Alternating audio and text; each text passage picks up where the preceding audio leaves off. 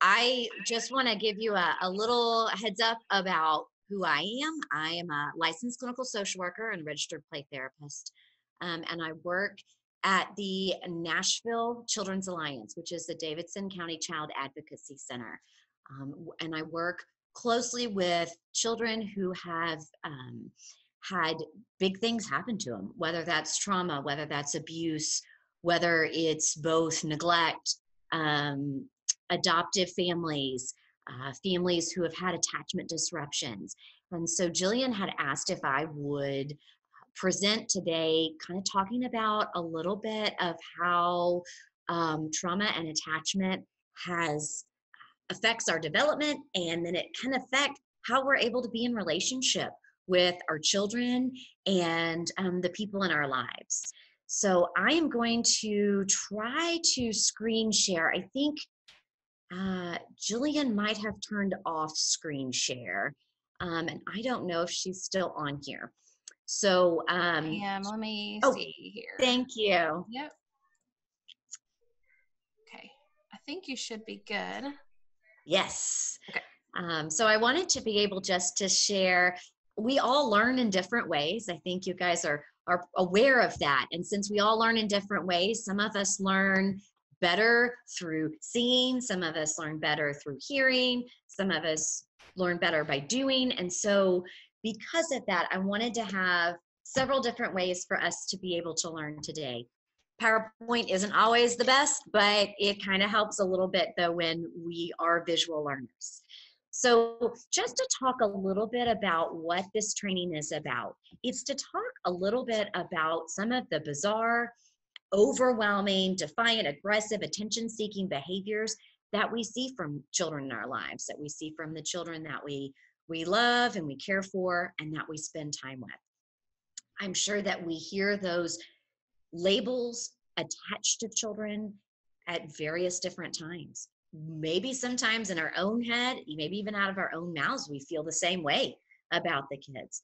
But if we begin to be more curious about why those things happen and why those behaviors are happening and occurring, it's not an excuse for the behavior, but sometimes it helps us have more empathy. And for us as caregivers to begin to be able to kind of recalibrate and reframe our mind so that we can deal with some of these big and overwhelming behaviors a little better. So I first want to either, you guys can use the chat feature if it's turned on, or if you want to unmute yourself and talk. But I kind of wanted to hear from you guys what you think of when you hear the term child traumatic stress.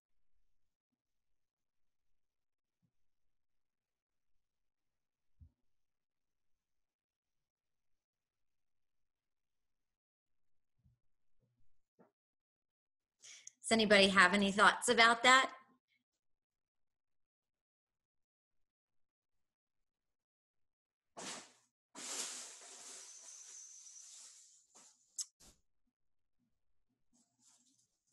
Child traumatic stress can be lots of different things. It can be lots of different things that ourselves and our children deal with, experience. It can be something as gruesome as child sexual abuse. It can be something as hard to think about and hear about as child physical abuse. But it also can be growing up in a home where a parent is overwhelmed or has a lot going on. Some people have said grief. Some people have said upheaval. Some people have said experiences, an event or events that are difficult to process. All of those are definitely pieces of child traumatic stress. One of the other pieces is trauma is anything that exceeds our ability to cope. So what might be traumatic for me might not be traumatic for you. What is traumatic for you might be something that's just not so great, might be crunchy, but it might not be traumatic for everyone in the same way.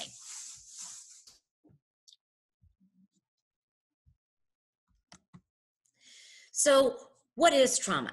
Trauma can be considered an overwhelming, uncontrollable experience that psychologically impacts victims by creating in them feelings of helplessness, vulnerability, loss of safety, and loss of control. It can also be, as Bessel van der Kolk is a researcher who's done a lot of research on trauma and attachment and issues. And what he says is safety and terror are incompatible. When we are terrified, nothing calms us down like the reassuring voice or the firm embrace of someone we trust.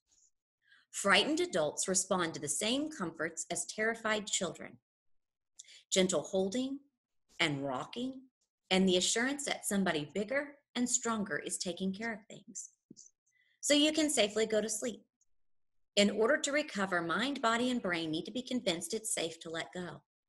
This happens only when you feel safe at a visceral level and allow yourself to connect that sense of safety with memories of past helplessness. One of the things that we can talk about is that trauma changes children's worldviews. It changes their view of the world, and it changes their view of whether or not the world is a safe place and a place that's going to respond to their particular needs or their particular concerns. So when we think about that, our attachment bonds are our biggest and our best way of protecting ourselves against threat. If we think of children who have come from experiences that might not have been optimal, or if they've even had to move into a home that might not have been their home of origin, we begin to see children who have had big experiences, different experiences, and a place where maybe their attachment has been disrupted, either intentionally or maybe even unintentionally. One of the things that Bessel van der Kolk talks about is there were studies done during World War II. And in World War II, in England, they had the Blitz.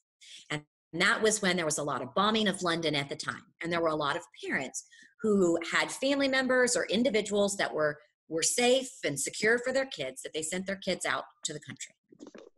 There were also parents who had children who they didn't have anywhere to send. So they had to keep them with themselves in the bomb shelters.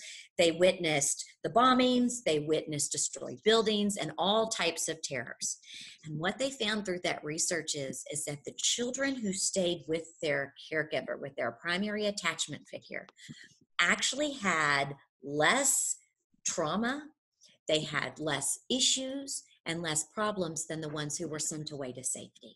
What that tells us is that our body is created and needs this connection with a safe, stable, nurturing individual, with our safe, stable, nurturing relationship. So we're going to talk a little bit about how our wiring of our brain and how our brain is created and connected can begin to change and be disrupted in the type of experiences or the types of environments that we grow up in or we live in. I did want to read this small kind of blog post from a foster family that I saw recently. And it just kind of hit me. It really resonated with me. They said, I was able to walk through the grocery store this morning. I found myself passing the toilet paper aisle, which is completely stocked now. I currently have enough toilet paper for my family, yet I still stopped and almost turned my cart around that aisle to buy more. Why? Because just last week and the several weeks before, those shelves were stripped bare. Even though I do not need toilet paper, something inside of me still felt an irrational need to go grab a package off the shelf just in case. Have you ever felt that urge with something in particular during our country's shutdowns? Now, what if you had been deprived of your basic needs? What if food was withheld from you? Can you imagine how your body might react to seeing food? How you might want to take what you can, eat as much, and store away as much as possible. Most of us have only experienced a small piece of what many of our foster children, our adoptive children, our children who have experienced complex trauma have lived. During these last few weeks, most of us We're still not deprived of basic human necessities, only luxuries. Yet none of us will ever look at the toilet paper aisle the same way the rest of our lives. So the next time you encounter a child who acts out or does something irrational or unexplainable to you, try to remember the toilet paper shortage of 2020. Understand they are acting from a survival part of their brain that they cannot explain. I thought it was a really great way for us to begin to maybe put ourselves in the shoes of the children that we care about. It's sometimes hard to understand why they have bizarre and overwhelming behavior, why some of their behavior can seem uncomfortable, why some of their behavior can feel or seem violent or inappropriate. Sometimes we also hear our children get labeled with lots of diagnoses. You guys have probably heard attention deficit hyperactivity disorder, or ADHD. Maybe you've heard oppositional defiant disorder, conduct disorder, bipolar disorder, all those different things. But really the important piece to remember is that these diagnoses don't capture the full extent of who people are, who human beings are. At this point, what we do know is that, a lot of these symptoms, a lot of these reactions to the big things that kids have experienced can be explained in our medical world with diagnoses. But really, what we need to remember is kids aren't just a set of symptoms. They are children. They're the people that we love and the people that we are in connection with. I think sometimes we all try to figure out, is it survival? Is it manipulation? Is it the way their brain was developed and the foundation of their brain? What exactly is it that we're seeing each individual time that we have issues, behaviors, and concerns with children? So first, I just kind of want to talk about our brain and our brain architecture. So I assume a lot of you have probably heard about the foundation of your house. And if the foundation of your house isn't strong, then you're going to have a hard time selling your house. You shouldn't buy a house that has a poor foundation. Or as you see in this picture, if it really is let to go pretty awry, the house is going to fall down. If we look at how houses are built, when the foundation of the house is built, if the contractor or the builder takes a really good long time focusing on making sure all the pieces are in the right place, making sure that we've added the extra dirt, the extra cinder blocks, the extra cement, everything that we need to make the house good and strong to build on top of. We've also heard about houses where that hasn't happened. I remember when I was selling a house several years ago, they came in to look at the house and do the inspection. And what they realized was when the house was built, they had dirt. They put cinder blocks on top of the dirt. And then they built some concrete pillars on top of the dirt. And then they built the house on top of it. And as you guys all know, in Tennessee, it rains a lot.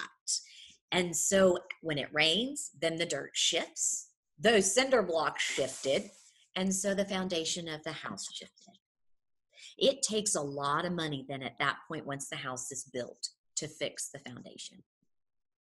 If they had spent the time needed in the beginning to make sure that everything was put together appropriately, it could have been done for a lot cheaper and a lot quicker. What we begin to notice with children is that if the foundation of their brain has had maybe an oopsie, or there has been, for some reason, something hard that's happened, or bad, sad, and scary that's happened, or they have not had their needs met from an attentive caregiver, we can see that the foundation of their brain has been developed in a different way, and therefore then can explain some of the bizarre and overwhelming behavior that our children have. So if we think of the attachment cycle, what the attachment cycle is typically good enough attachment builds trust with the caregiver, builds trust within the individual and the person themselves, and gives the person the belief that they have a voice and that their environment is safe and will meet their needs. So when we see babies that come out of the womb, babies that are born, they have a need. They express their need typically by crying. They typically have a caregiver that meets their need. You know, sometimes when it's a first-time parent, it's figuring out, well, they're crying. Do I need to bounce them?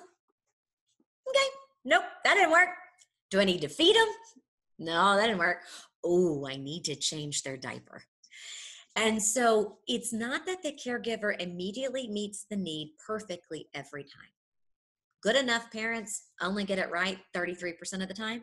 The other 60-some% of the time, we are repairing for the ruptures that we've had.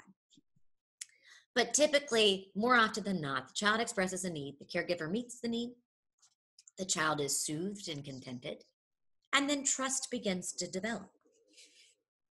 So if we think about that and we think about how kids' brains get wired, we think about some of the children in our lives that might have not had this attachment cycle. And then we think about one of the other ways that good, healthy attachment and brain foundation is created for children is through what building strong brains and frameworks called serve and return interactions. Those are the interactions where the child gives out a bid for connection and the parent returns. You can think about that as serve and return. The idea came from tennis. I'm not sure a lot of people all know how tennis works, so I think of it more of as a game of catch. You know, if you throw the football at your child's probably going to catch the football and throw it back to you. Or if you play fetch with your dog, you're going to throw the ball, the dog's going to run and get it, going to bring it back. And so there is this back and forth of connection that is happening. And the way that the foundations of our brain is built is by this back and forth connections with our primary caregiver or our primary attachment figure. If you look at the picture on this slide, it shows an actual real life brain scan of, I think this is a mother and a baby. And it shows that the pieces of their brains that are lit up through this interaction is places in the brain where the mom's brain's lit up, but then even the baby's brain's lit up. And it doesn't have to be a mom. It can be any primary caregiver or primary attachment figure that they've seen that the connection between the two happens even at a biological level. One of the other things that science has told us is that there's lots of different kinds of stress. We have positive stress. Positive stress is like what happened this afternoon when I thought I was supposed to be here at 2, my time, but it was really 2, your time. There was this immediate reaction of, oh my heavens, I messed up. I needed to be there. But then I get on, I start talking, the stress comes down, I've calmed myself, and I've realized that, you know, in the future, I need to just send an email and say, are you in Central Time Zone? Tolerable stress is something big that's happened that we weren't planning on. It's unavoidable. It could be a tornado. It could be a flood. It could be a death of a loved one. It could be some sort of tragedy that happens. But when there is a safe, stable, nurturing caregiver who can come alongside us, or a safe, stable, nurturing partner or individual who can come alongside and support us, we have a spike in stress, and it might stay for just a time, and then it'll come back down. Then we have the type of stress that's called toxic stress. And that's what we see with children who have had neglect. They've had abuse. They've had, for some reason, a very long separation from a caregiver. Those kinds of things. And then, and yes, I know that Jillian responded, but she does have a copy of the PowerPoint. So you guys will have a copy of that. So the toxic stress are the things where our stress spikes we will continue to see that stress stay. And either the thing that created the stress is continual and it never stops, or we don't have a safe, stable, nurturing relationship or environment to help co-regulate us and bring us back down, bring us back to a calm, collected place.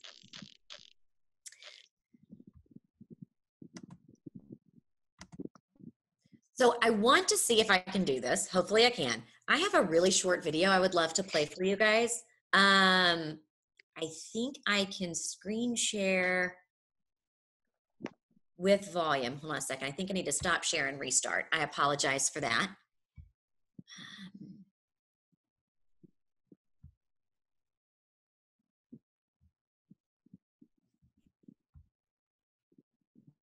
There it is.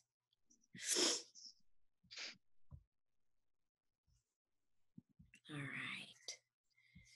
Now, let's see if I can get this to work again. I'm sorry.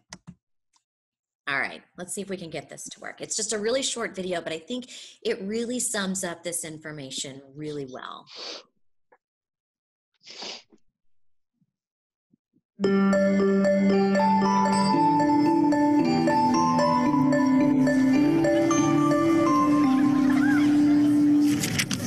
Science tells us that the experiences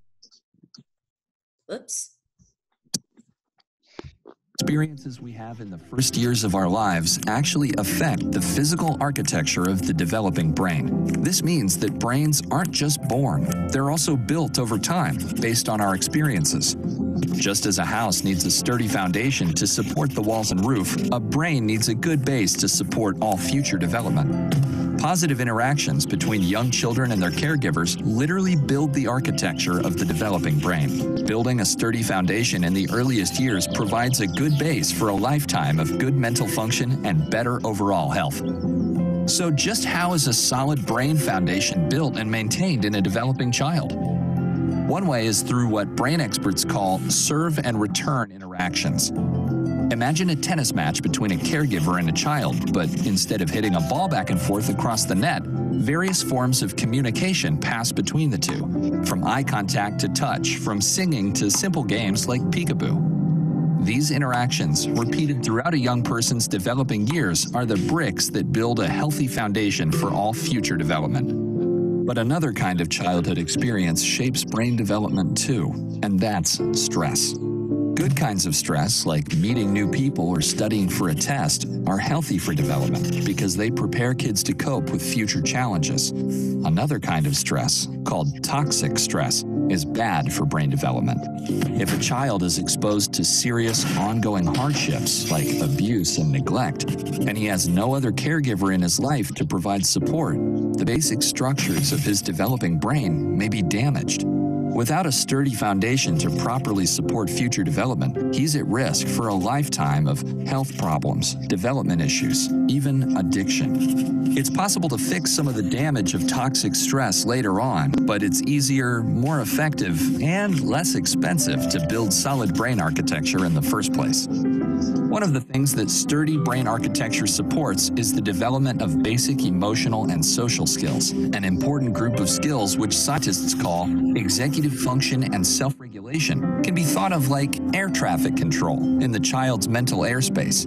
Think of a young child's brain as the control tower at a busy airport. All those planes landing and taking off and all of the support systems on the ground simultaneously demand the controller's attention to avoid a crash.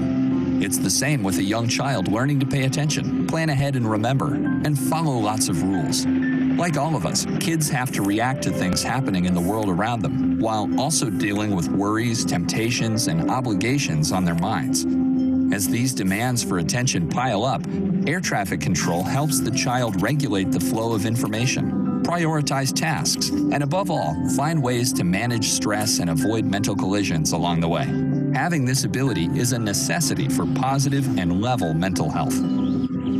Developing effective air traffic control, overcoming toxic stress, and building solid brain architecture are things kids can't do on their own. And since strong societies are made up of healthy, contributing individuals, It's up to us as a community to make sure all young people have the kinds of nurturing experiences they need for positive development. To build better futures, we need to build better brains.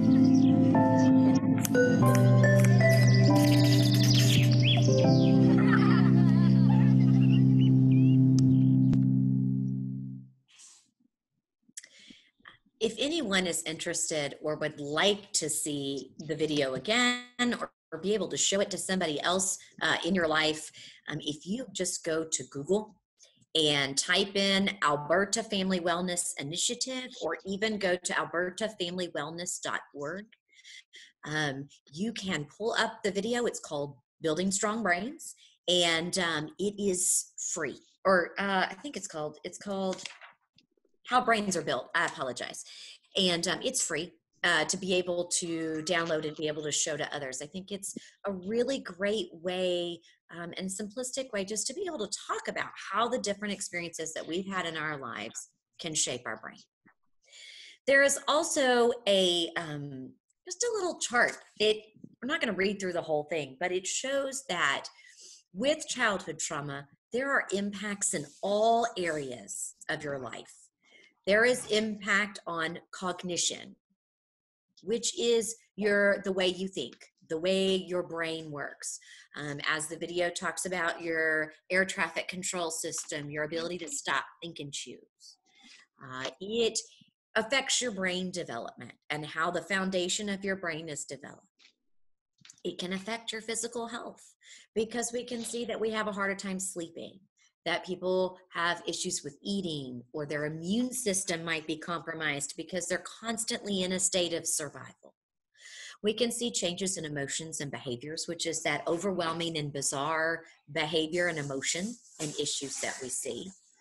We can see issues with mental health and then relational issues, because all of those things combined together can create issues in relationship and within and between individuals. So I apologize, my cats are, okay, there you go. Okay, so if we talk about the healthy attachment style, and now we're gonna look at the disrupted attachment cycle. What we see is kids who express a need, their caregiver doesn't meet the need. And it's not that piece of trying to figure out between different things, what is the need that is being asked to be met. It's just the caregiver doesn't meet the need for lots of different reasons. Maybe the caregiver has their own attachment history. Maybe they have their own trauma. Maybe they're working 3 jobs. They're so exhausted that when they come home, they just need some quiet. There can be lots of reasons. But then what we see is a miscue without repair. So we see this need that's expressed. We see a parent or a caregiver and a child who have kind of missed each other in what they need and what they can give. And then there's not a repair. There's not a circle back, a coming back around to say, oh my heavens, I was so tired and stressed out from all the things that have happened today. I completely missed that you just needed me to come in and delight in you today. So then if there's not that repair, then mistrust begins to develop. We also see that kids that grow up with a disruptive attachment cycle, their brain and their brain power is put towards growing the part of their brain that makes sure that they survive. The part of their brain that watches out for danger and makes sure that they are safe when there is danger. So because their brain is putting so much energy to building that, what they call the limbic system, that part of our brain that keeps our brain and our body safe, it is not putting a lot of time and energy into building the thinking part of our brain, which is our prefrontal cortex. And so we begin to see kids who grow and mature with a very overactive limbic system, and a system where they're continually reactive instead of responsive, that they have a really hard time stopping and thinking and then making a choice. If we look at brain scans they did a research about kids who grew up in some Romanian orphanages years ago. It was a long time ago, before they knew a lot that they know now. And there were some Romanian orphanages where kids were left primarily in their cribs majority of the time. There wasn't a lot of interaction. They kind of propped the bottles up, and there just wasn't a lot of that attachment or that good, healthy attachment cycle being met. When they did the brain scans, what they noticed is that these two pieces of their brain were not lit up. That's the temporal lobe. That is the part of your brain that begins to help you stop, think, and choose. If you look at the brain scan that I showed in the very beginning, and you look at the child in the brain scan, the parts of the brain that is lit up in that child's brain are those two pieces that are missing from the neglect and from the lack of attunement and connection between caregiver and child. So what does all that mean? That means that those pieces of your brain are also the pieces that help your air traffic control system work. It's the part that helps us focus on lots of different things at once. It's the part of my brain that's allowing me to continue to talk to you while my cats lose their mind and chase each other around my house. That it's the part of my brain that helps me focus on you, no matter if I hear a noise outside the front door. We also know that our brain has something called neuroception. That's the part of our brain that searches the world and our environment 4 times every second, looking for safety and security inside myself, outside myself, and in between in relationship. As our brain and the foundation of our brain begins to grow and develop, our brain begins to believe we either live in a neuroception of safety or a neuroception of danger. So there is a part where our brain begins to organize around this belief that either the world is safe or the world is unsafe. Well, the part of my brain that goes into survival thinks much faster than the part of my brain that, as those 4 times every second it's happening, can actually catch the sensory input or the information that's coming in. So if we look at a graph, if we look at something that would be maybe a perceived threat for a neurotypical developing brain. So this morning, the garbage truck came by. It's a really loud noise. And so let's say I hear the garbage truck out my front door. My brain immediately is going to go to 2 different places. It's going to begin to send that information to what is called my amygdala. And it's going to send the information to my medial prefrontal cortex or region. And so what it's looking at this point is this noise safe or unsafe? And can I then stop, think, and choose?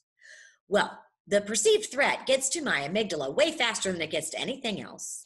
And it begins to decide, is this a safe environment? Is this not a safe environment? If my amygdala says, you know what, this is safe, then it kind of holds for a minute, lets the sensory information get to my middle prefrontal region, and lets my middle prefrontal region stop, think, and choose. Then it goes to my hippocampus, puts all that together, says, have I heard this before? Then my hypothalamus says, it's okay, I'm going to release some neurotransmitters so you can calm your body, you are safe. But what does our brain look like when we have grown up with a foundation of our brain that has a neuroception of danger? For those individuals, what we see is they hear the perceived threat. So let's say the perceived threat again, or the noise, is the garbage truck. But maybe for me, every time the garbage truck came by every week, my parent would get really angry because they forgot to put the trash out, or I forgot to put the trash out. And so then because of that, then my caregiver would get really big, and then there would be some very harsh discipline that was scary and traumatic to me. So at that point, the perceived threat, when it gets to my amygdala is going to say, this noise isn't safe. It is very unsafe. And so at that point, the amygdala doesn't hold space and wait. It doesn't let my middle prefrontal region catch up. It just immediately goes to the alarm. And it's like, danger, danger. It sends signals to the rest of my brain that says, you need to go offline. You need to calm it down. I'm going to activate the autonomic nervous system, or that limbic system, or that survival strategy. And I then, as your brain, am going to decide what is the safest way to react. Do I go into fight mode? Do I go into flight, which means I run away? Or do I freeze? And freeze typically is your brain collapsing, freezing, or playing dead. So being able to see those things. One of the other things that we know about children is something called our windows of tolerance. So kids who have a typically developing brain with their windows of tolerance are going to have slowly go up and down in the middle of their window, and they can go into fight flight, they can go down into freeze, but majority of the time they stay within their windows of tolerance, which is the amount of stress that they can handle without losing their mind. Our kids who have experienced a disruptive attachment system, they don't have that nice ebb and flow of their brain. Their brain, it doesn't take very much for them to go into their survival strategy. Or as we talked earlier, they have an overactive limbic system. Some of the part that we can play in relationships is that we need to provide for children presence, attunement, resonance, and trust. What that means is that children who might have a neuroception of danger, might have an overactive limbic system, need us to help come alongside them and regulate them when they're outside of their windows of tolerance, when their amygdala alarm has gone off. So it could be that you try slow and rhythmic seesaw if you see a child in fight flight, or maybe suggesting they do some rocking or rocking in a chair. They can lean on a gym ball. They can do some push-ups, wall push-ups. There's a list here that will be in your PowerPoint handout that you get. But realizing that most of the time when children are outside of their windows of tolerance in fight and flight, we really need something gross motor, something that is using our body so that we can begin to calm our system. If we have a child who is in freeze and collapse, it's beginning to see, okay, how can I bring the energy up? How can I bring the energy up in a safe way? So it might be letting them do some climbing, letting them get up and run, letting them eat crunchy foods, or they might need to go out in the bright sunshine for a little bit. But realizing that when we begin to see bizarre and overwhelming behaviors, we want to begin to allow our children a chance to move. Then we need to see, did it help them return back to a balanced place? And if it didn't, maybe we need to think of one of the other strategies for regulation. The other thing that I think is very important for us as individuals to look at is, am I siphoning? So being able to look at for these children as their caregivers, as their teachers, as their parents, is this piece of their mirror neurons, what they're feeling is going to affect us. When we begin to then feel that in our bodies, do we begin to misinterpret our own response system as something going on inside of us? How can we, as caregivers, people who work with these children or care for these children, how can we remain present, be attuned? So watch what's going on, knowing if they're within their windows of tolerance, not mirroring back the emotion or the feeling that we're seeing, and then being able to resonate, which that means being able to be in communication with them and empathy. Notice that they're having something big going on inside of them, while not at the same time feeling exactly what they're feeling at the same time. So one of the things is being able to think about, when you're on your own, being able to draw a circle, look at these 6 different emotions, and think about when you were a child, what emotions did you feel like your primary caregiver was able to be with you in and help you organize the feelings? Being able to put the ones inside the circle that you feel like your family could really be with you in. Putting the ones outside the circle of the ones where you knew you just weren't supposed to have those emotions. Anger was not allowed at your house, maybe. And then some inside and outside of the circle, kind of on the line of the ones that sometimes you could have and sometimes you couldn't. What that does is, as individuals, it begins to give us a map or a picture of the emotions and the feelings that might begin to trigger us. So then we begin to siphon those off of our child. It's not really something we need to do right now, because it just takes a moment of sitting, being with yourself, thinking about it, and then really recognizing what comes up for you when you're thinking about it. The last thing is being able to have reflective functioning. So looking at what is going on inside of me that might be reflecting onto my interpretation or my ability to be there with soft eyes, quiet voice, calm and structured environment to be there for you. One of the ways to do that is to, as Dan Siegel calls, SIFT. SIFT is an acronym for thinking about what are the sensations I'm having in my body. What are the images that are coming to my head? What feelings are coming up? What am I thinking? Oh, and then thoughts. What am I thinking? Being able to sit for a moment with ourselves and really begin to realize what are the emotions that maybe were not desirable or tolerated in our home of origin. What comes up for us when those emotions are expressed by a child or an individual in our world or in our environment?